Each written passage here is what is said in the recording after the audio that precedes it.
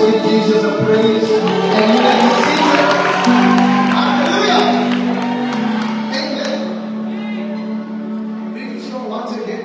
That's always a privilege. Just a little bit. I can't hear myself clearly. Always a privilege to be in the house of the Lord. And it's good to be in church. Amen. There's no better place than Faith Life. Amen. Anywhere else you could be on a Sunday afternoon than in church. And when you get in church, what's church? A better place.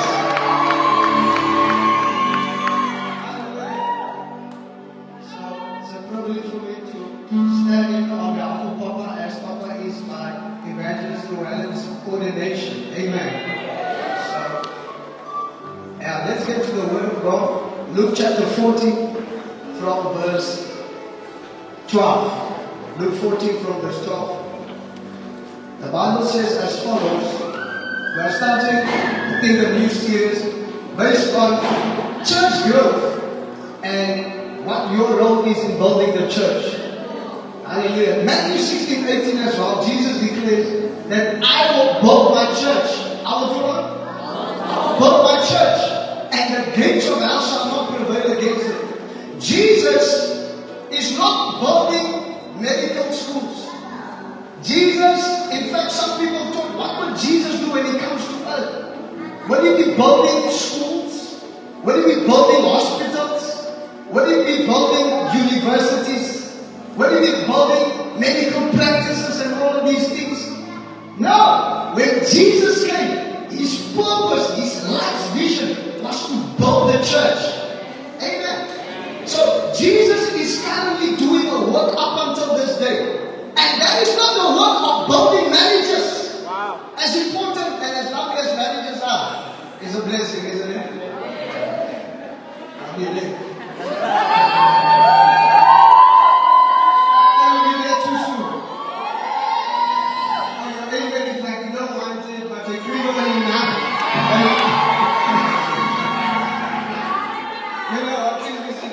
I recall a certain sister, one day the pastor was prophesying. The pastor said, if you need somebody in your life, you need God to send your husband. Come, let me pray for you.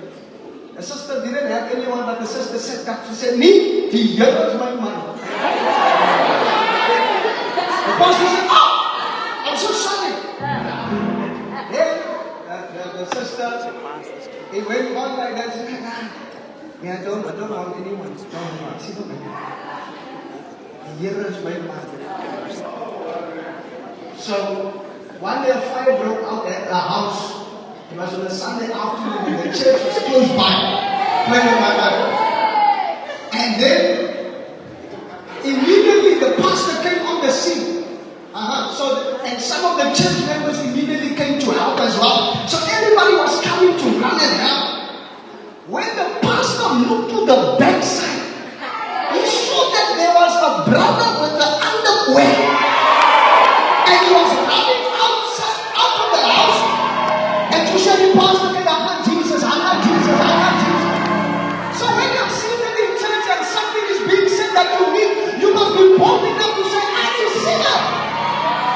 I just want to say, I love Jesus. What a shock. What a shock. Please be seated. Let's get to the Word of God.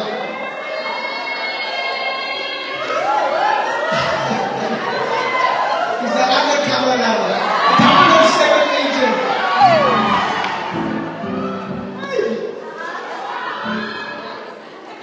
Luke 14 from verse 20, from verse 12. Scripture says, He said to the man, when you give a lunch,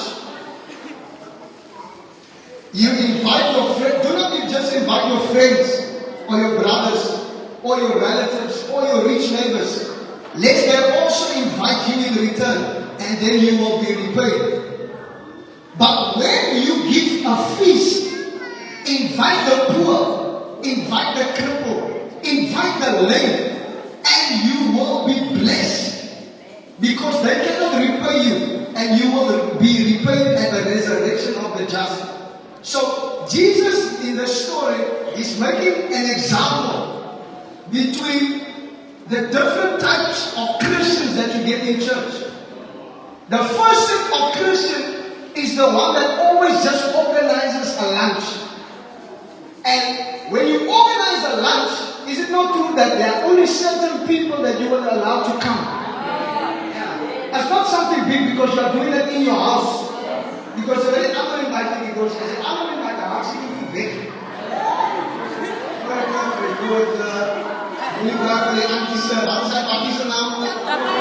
Oh, Jesus. You don't know anything about the mother, but the Tupperware. So, yeah, I know that advice. Use the ice cream bucket so you get somebody saying, I can't return. So, Jesus is making this example. He says that when you do this, these are the only sets of people that you will reach. The four sets of people that you will reach is your friends, your brothers and your sisters, your relatives and your rich neighbors. Because that is something that's very small. Amen. Now what we can also learn from that is that that group of people, it is it's a safe environment. Is it not true? Hopefully. Secondly, when you invite those people, the chances are when they do something, they will also invite you. Yeah, because it's family. But the other bad side about it, it's very small and very intimate. That's not also anyone hearing. So Jesus is saying He does not want us to build the church in that way. He was making a direct comparison about how churches should be. That you get a church that just wants enough, just the few family members, just the people that live close by. I've been part of a few. Yeah, my mom is taking me all over. My mom is something like that. She took us all over. Hey, I was elated. I was almost in every church. Because dear the cake. After some time, we told my mom we are not going to church anymore. But then, by God's grace, we came to Finland. And we are not going anywhere again. Amen. Jesus was making this example, and He's talking about when you become saved, when you become born again. This is the first set of people that you ought to reach. It's your friends, because they are the people that are close by. Then it's your neighbors, because they are also close by. But then, as a child of God, Jesus does not want you to remain at that level. Jesus does not just settle for convenience. Jesus does not settle for smallness. Jesus does not settle for complacency. Jesus wants us not to do a lunch, but He wants us to organize a great feast. Because a great feast allows more people to come. And Jesus is in the business of not doing small church. He's in the business of doing a double mega missionary church.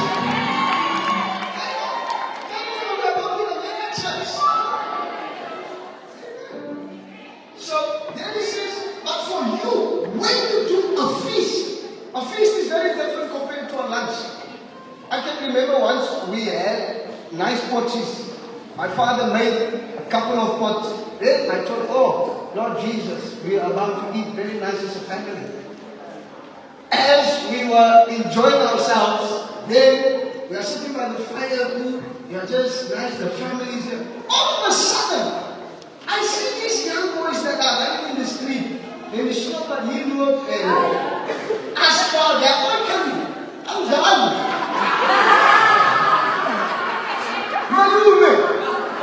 Jameen. Now they start coming inside of the yard. They are sitting there. But when the time comes,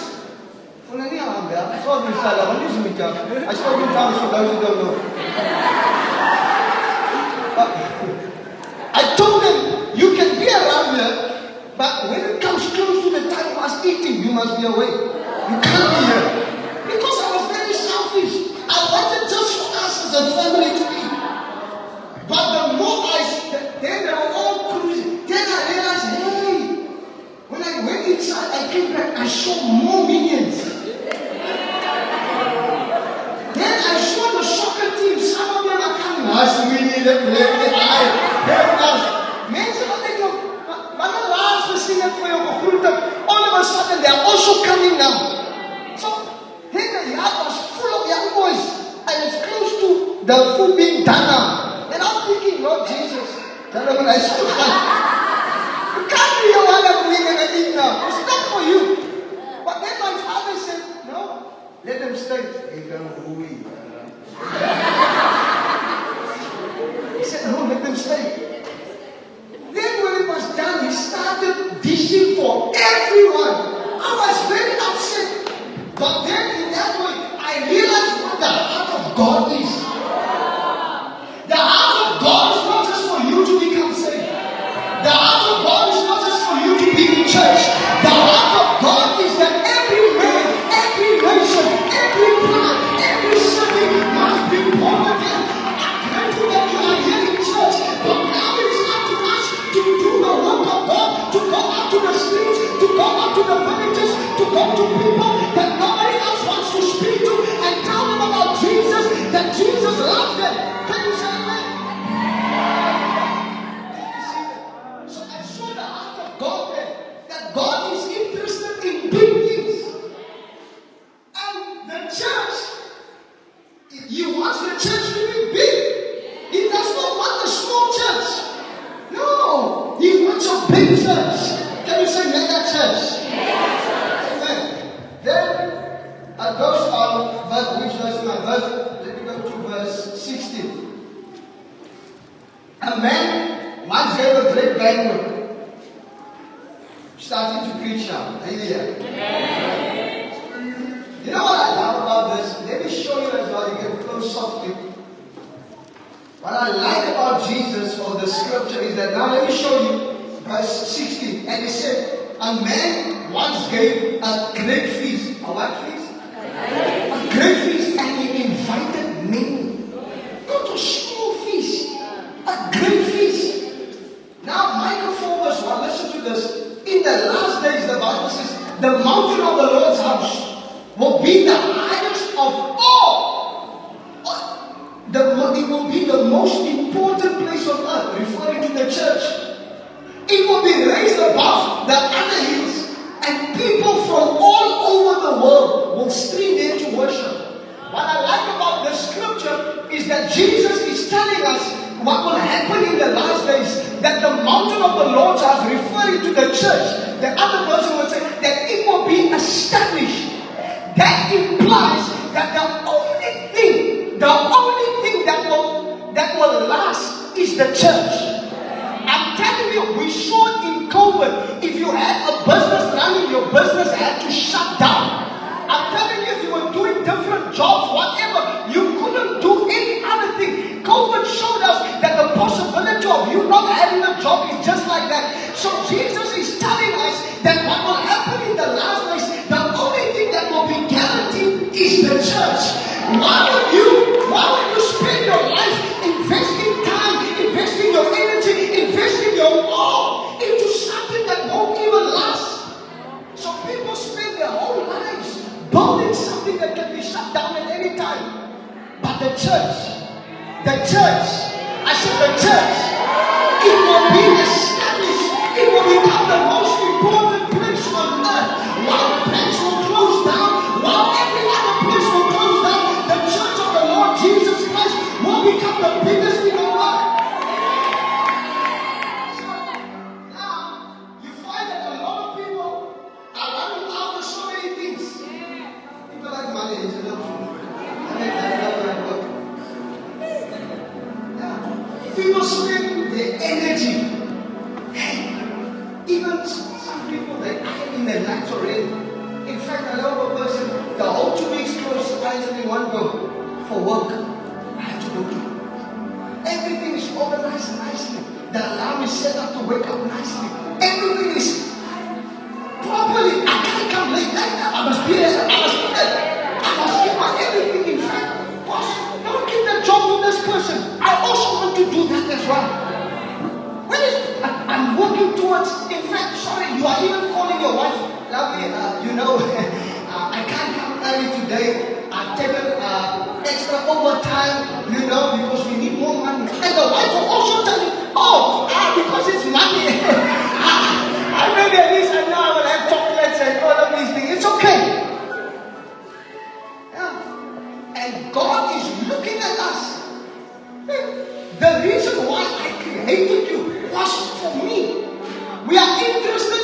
talking our own lives. The only thing when you ask a believer, what's your goal in life? I just want to become a doctor. I think I make money, I'm okay. That is not an appropriate vision for your life. The appropriate vision you should have for your life is to do what Jesus is doing. What is Jesus doing? Jesus is building the church. I'm telling you, my vision has changed. If all of the other things come, let it come. But my goal in life, my ambition in life is to stand with my pastor so that we can take the church to the next level. Is to go out and win souls. Is to go out and bring people into the church. That is the most appropriate vision for you to have. What is your vision? What is your goal in life? Many people have so many other goals. And the bad thing about it is many people spend their whole life chasing after something they will never get. Oh no, you see, I just want to be this, I just want to be that. Forget about all of that. Get plugged in with the word of God. Get active in church. Start doing something that will build the church. You can see that. The building of the church. Jesus' vision is to do what? Is to build the church.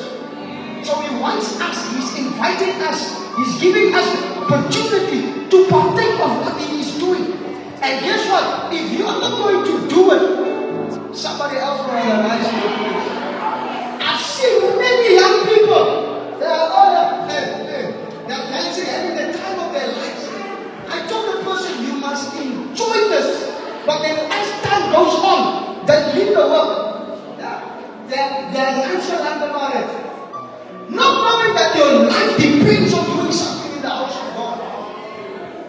Hallelujah. So, I recall the story of that area. And I recall the story of Bishop Joshua when he was saying that they were building a church. So, there was this guy that was building the church. So, he needed the building to be done by a certain date. Are you here? So then he said, no problem, I will get everything done, I will get everything sorted by this day and this time. It's not a problem. Then, but now, close to, and it was long, so they had pamphlets, invited people, posters everywhere, made videos all over social media. So everybody was excited to come to church. Then, like a week before the time when the building was about to be get done, suddenly this man's wife passed on, the builder. And then it was the only builder that could build that type of whatever, architecture. It's the only way that you get. I know that type of student. Amen.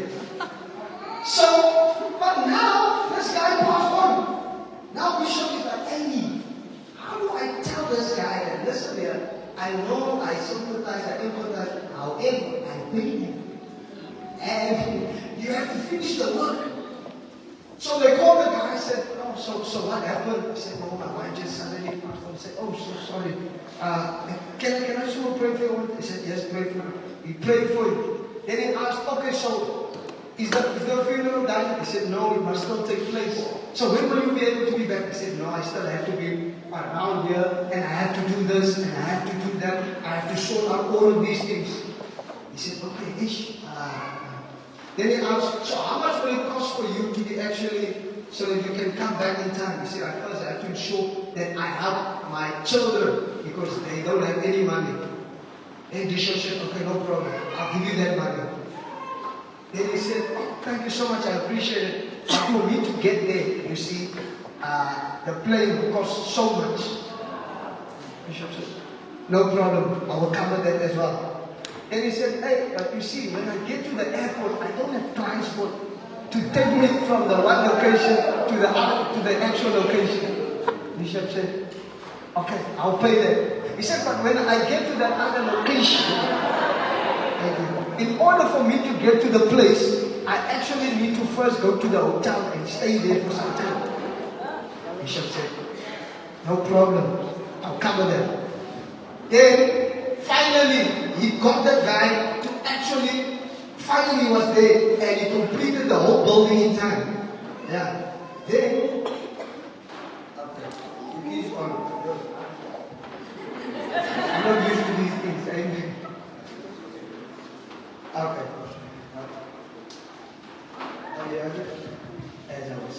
just having an ad break. Have you been tired?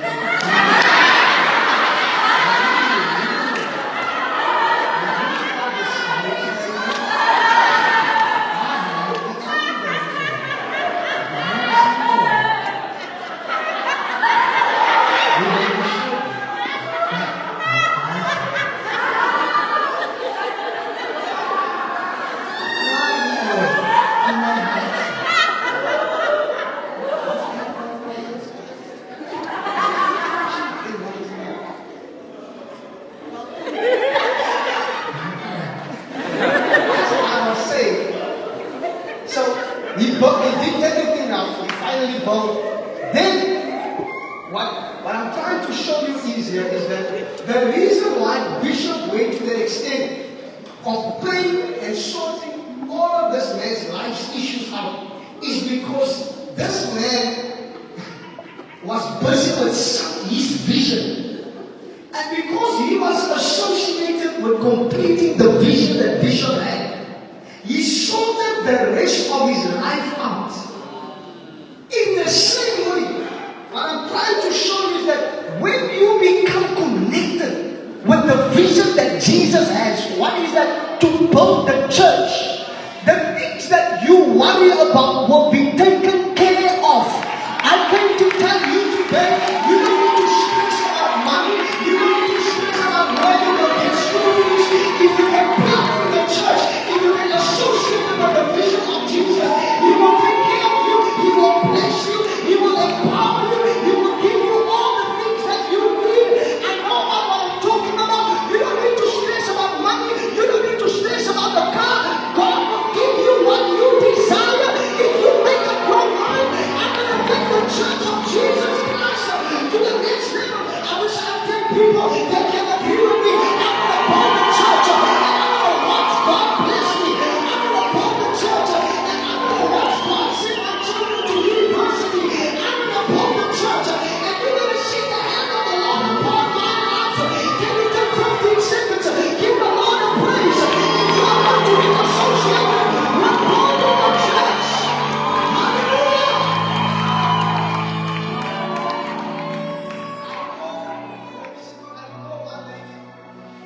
She was stressing about a lot of things. She was so stressed about the money.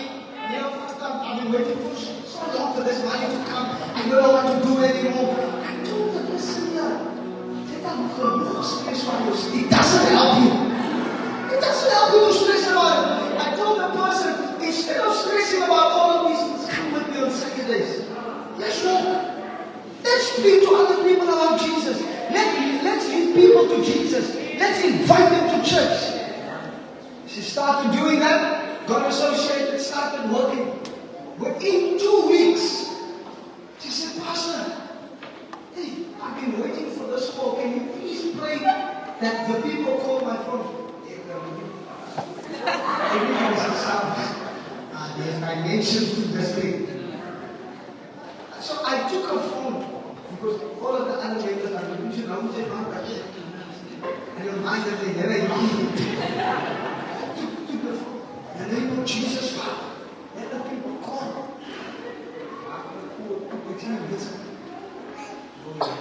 Your videos look at, now you're expecting me to do these things. I prayed over the phone. Hey, God probably, he felt sorry for me. Then when I gave her the phone back, her phone rang immediately. But let me not get too excited. It could be something else. Then she said, Pastor, then she's on the phone. Hello? Yes, they asked us this so and so. Can you just confirm these questions there? She said, Pastor, you're playing me. I said, you're a problem.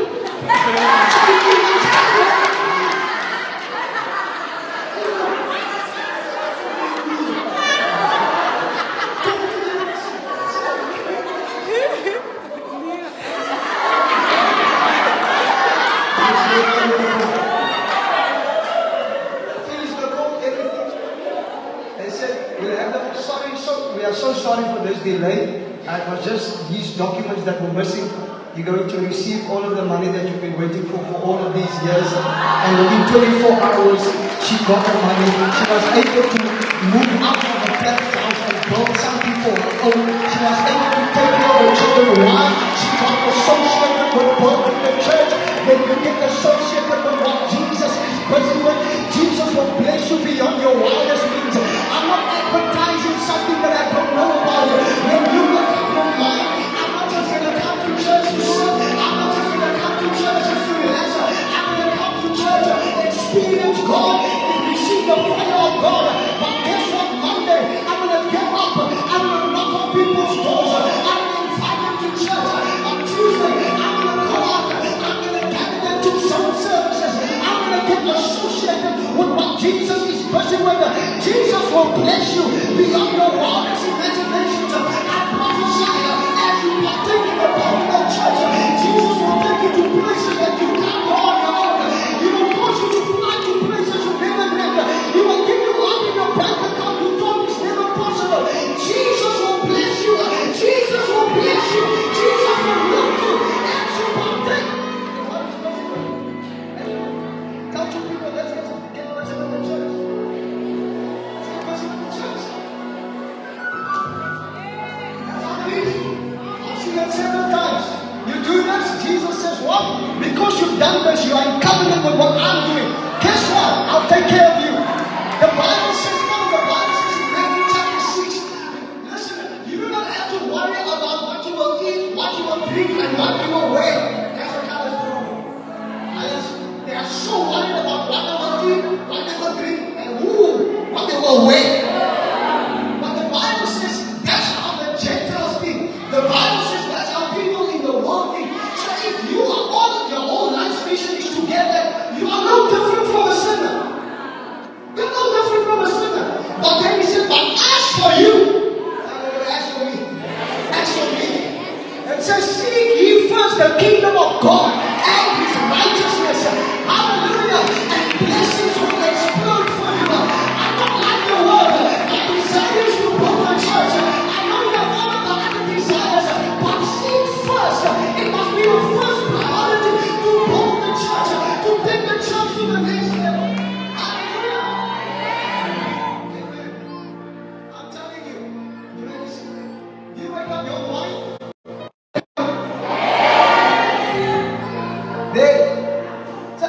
There's so many testimonies of people the moment they got associated and say, hey, I recall the story as well of one person. I watched a video of Dr. Rodney, one of the sons from South Africa. He went out. When he came to this place, he told himself, I'm going to help build the church. They were doing it, so they had a business that they were running. Suddenly an idea came to him. Long story short, an idea came to him. He said he always liked video games. So he thought, maybe I can try and go with this stream. But this was within 3 months that he made up his mind. He and his wife came together. This was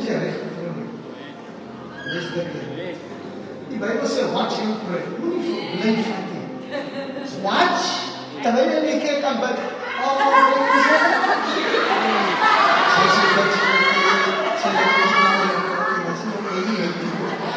Watch and pray.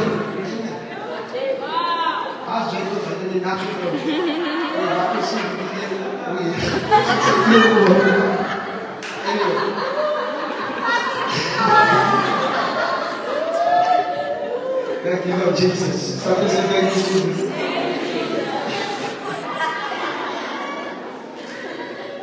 So, he decided, I'm going to build the church. I'm going to take the church to the next level. And when he did that, within 3 months, he did not have all of the skills and all of that. He didn't know what to do exactly. But he just went out and did it. When he did it, suddenly people from all over the world contacted him. Said, listen, we would like to get part of what you are doing. He got monks. There were people that were developing games at up to 8 billion downloads would come and they would lead their own company and get associated with what he was doing. Yeah. And in a few months' time, his business went from nothing to $100 million business. Why? Because he got associated with what Jesus is currently doing, building the church. You can become a doctor, but there's certain prescriptions you can't give. Why not be a healing doctor? Why not use use that to build the church. As you want to become a teacher, become a teacher. But after your class in your free period, preach Jesus. Hallelujah. Whatever you do, let it be associated with building the church. And God will bless you for it. Amen. Then, going on from verse 13. It says, now these are the 4 categories of people that you must invite. When you give a feast, invite the poor, the crippled, the lame, and the blind. The poor refers to the people that doesn't have money. Also the young people, because they don't have money of their own. Sorry, young people, very true. Even if you look nice today, it's not your money, it's your mother's money. So Jesus wants us to reach these sets of people, because the Bible says, Jesus said, Luke 14, he says, I have been anointed to bring good news to the poor, because the poor will receive it. Yeah. So these are the 6 categories of people that Jesus is expecting us to reach. Jesus is also expecting us to reach young people. Hallelujah. You as a believer, as a child of God, you ought to make up your mind that part of these people I must go out, I must be a blessing to. Don't be a seal mama. You know, not only but Peter can. Hey, the mamas are the out. Papa, hoe gaat rekenen zo? Sorry, all the time like that. No, you should make up your mind. The Bible says, I will bring your sons and your daughters from afar. And listen here, there's no limitation to age to partaking in the work of God. Wigglesworth was at the age of 60 when he started his ministry. The Bible says, as your age is, so will your strength be. The Bible speaks of Abraham and Moses. Their eyes did not grow dim. You should tell yourself, and listen here, in the blessing of the Lord came to Abraham. God told him, you're going to have a son. He's already past age. God told Sarah, you're going to have a child. The 2 of you, you're going to get children. But guess what? At that age, one is 100, and one is 90. Do you think a child was counting about your opening and closing your eyes? So now the promise of God is you're going to have a child. But there must be some involvement between you and your husband. So now Abraham had to gird up his loins. Aaron now had to stand up in the morning. He had to jump and prepare accordingly. He had to put down the oldness. He had to put down the crutches. He had to say tonight is tonight. He had to take out the biggest bed. Yes. He had to organize the flowers that he got his girl when they were younger. And when he came up, he had to say, baby. And Sarah as well. She could not say, no. Sarah had to forget about her age for the blessing of God to take place. Even if you are young in this house, it does not mean you should settle for oldness. No. You can be grown in age, but you can be young in spirit. Take yourself out of the bondage shelter. I'm stopping the dance. I'm stopping the jump. I'm stopping the shelter. I want to overtake the young people. Catch up if you can. But as for me and my house, we will serve the Lord. As people of God, we are trying to understand. Age is just a number. Now you people get working. That's not how the people say that in the world. My age doesn't matter when it comes to the church.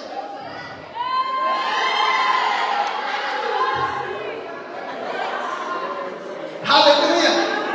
Hallelujah. Are you still there? So, there are some category membership. Second category of people is those who are crippled, dysfunctionally deceived. There are people who are deceived. They think they are right. They are wrong. Deception is you are looking at something is black, but you think it's white. Yeah. You are totally deceived. Amen. We will have you Amen. So there are people listening that we as children of God need to go out and reach that are deceived. Oftentimes Once I told the lady, listen, now that you are saved, now that you are born again, you can't function like this. This person, you can't have this person part of your life anymore. She said, hey. She said, hy's my wife. It's my doody daddy dog. It's my head with me. It's my chihuahua.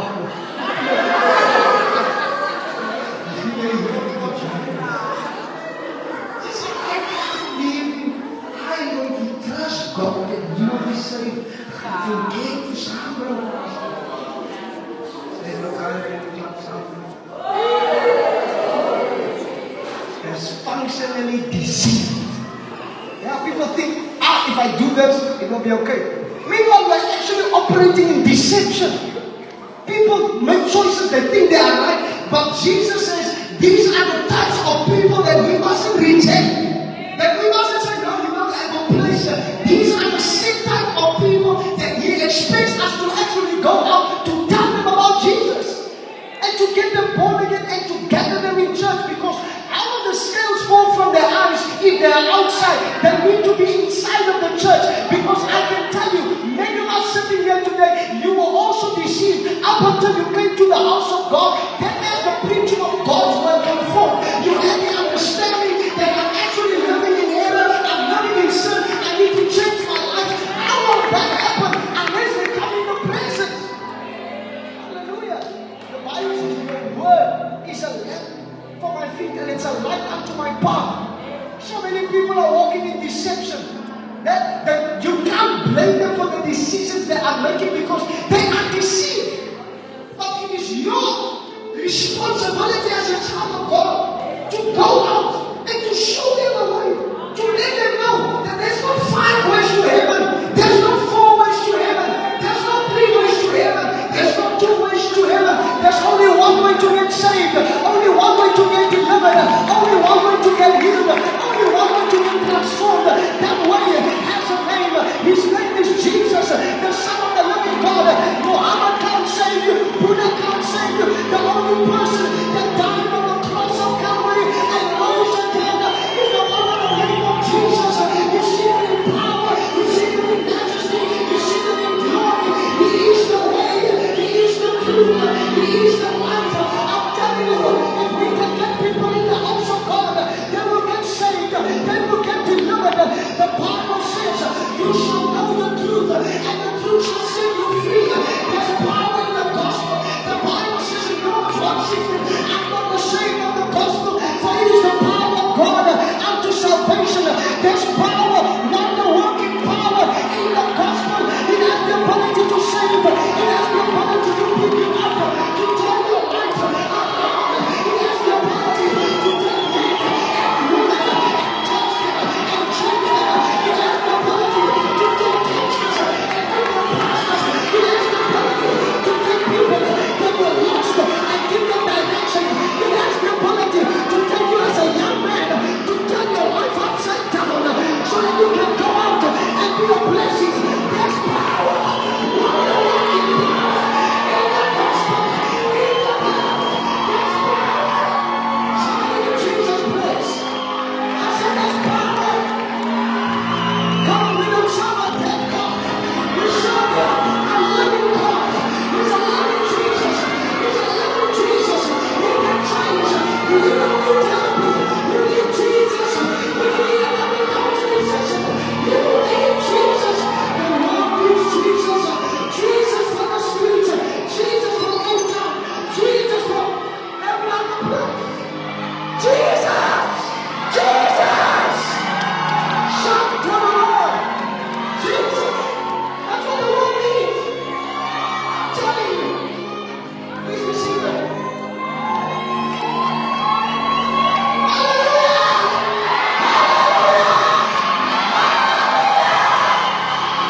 Hallelujah!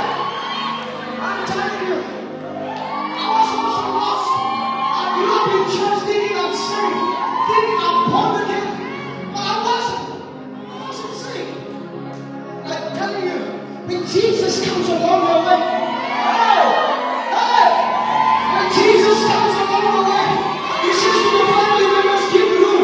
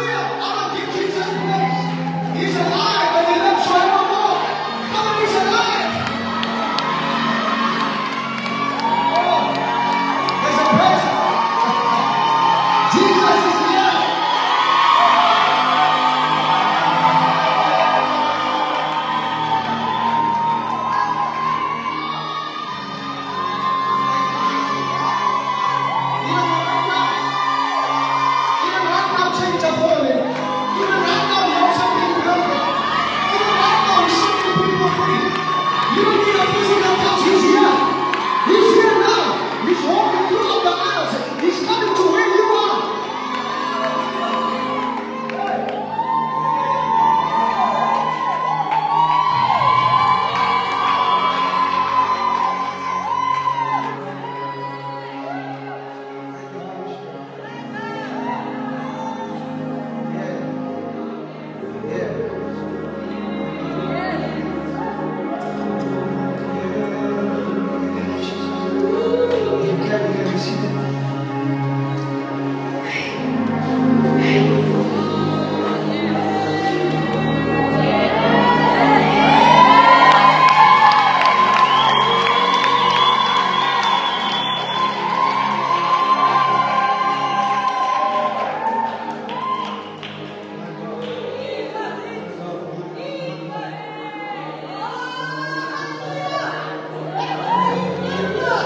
Also reach the blind, those who can't see for themselves.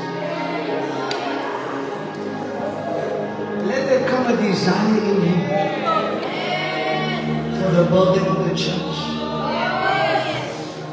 It says, Job 2:28, it shall come to pass in the last days, and I, the Lord, I will pour out my spirit. In what days? The last days. I'll pour out my spirit. Then he says, upon your sons and your daughters, and they will begin to do what? Prophesy. To prophesy is to have the understanding pertaining to future events. Yeah, that's what Jesus is doing. Hey. Thank you, Jesus. Thank you, Lord Jesus. Somebody say thank you, Jesus. Somebody say thank you, Jesus. Thank you, Jesus. Come on. Lift your hands. Thank you, Holy Spirit.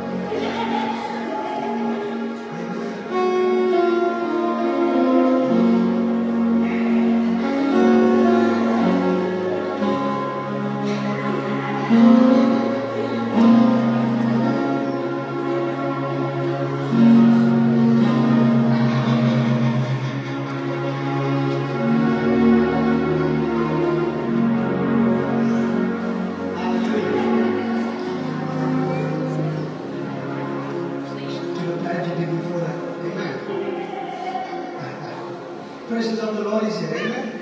If you can, just enjoy the presence. If somebody, you need to get saved today, been walking in deception too long.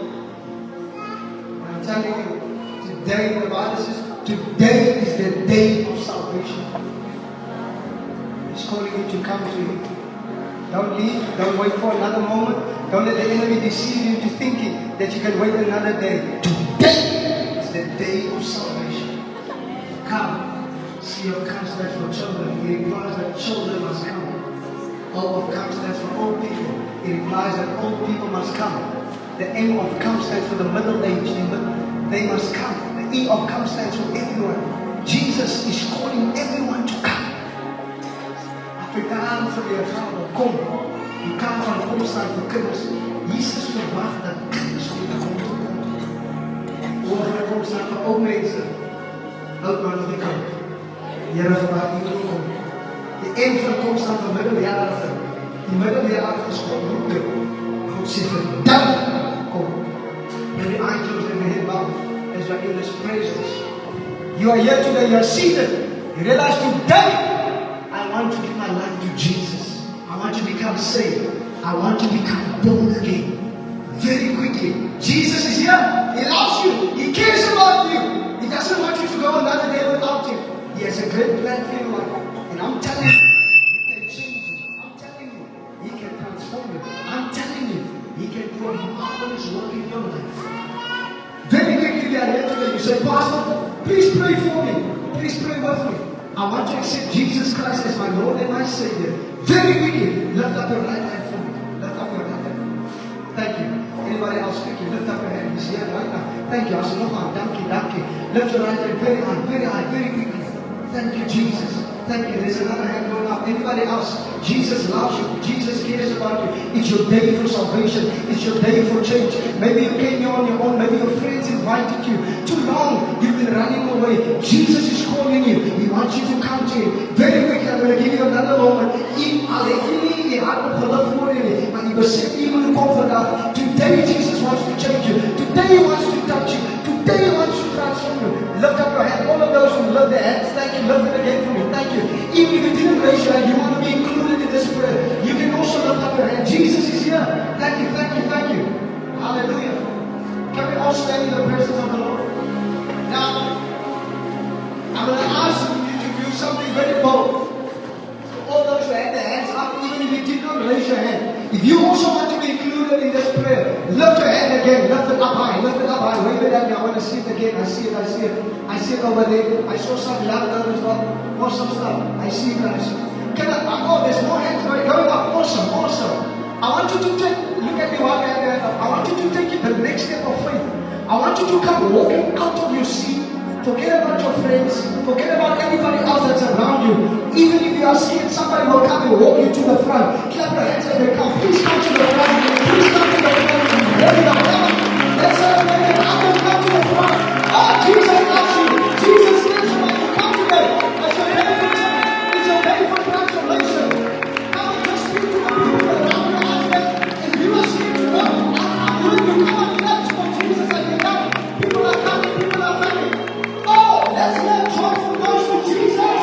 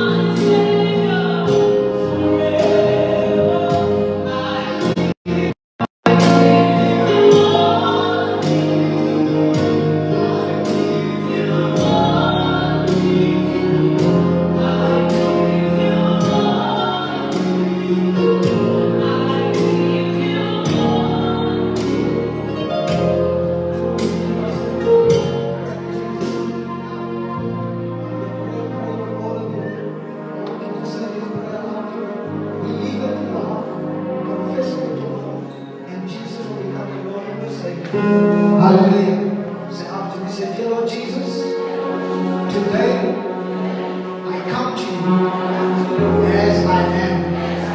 Forgive me for all my sins.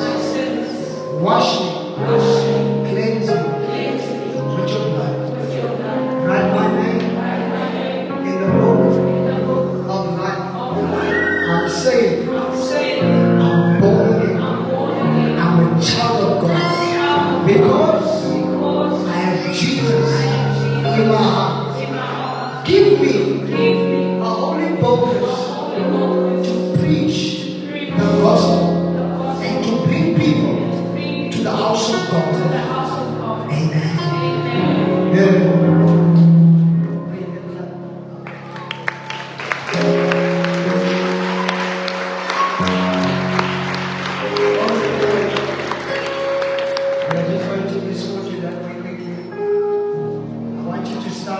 Joining this church. If you came from another church, leave that church.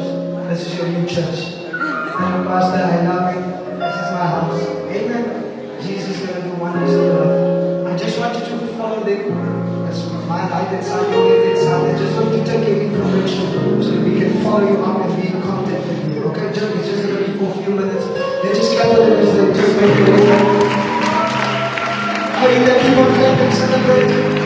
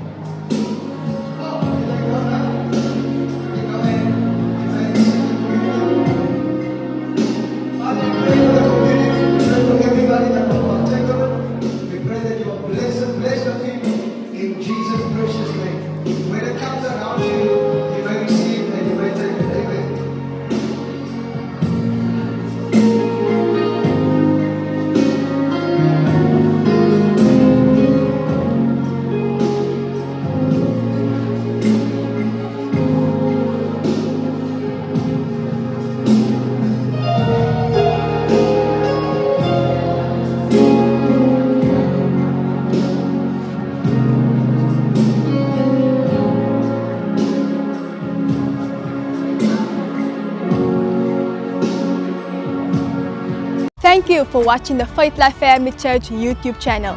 If you like this video, make sure to give it a thumbs up. Don't forget to like, share, comment and subscribe.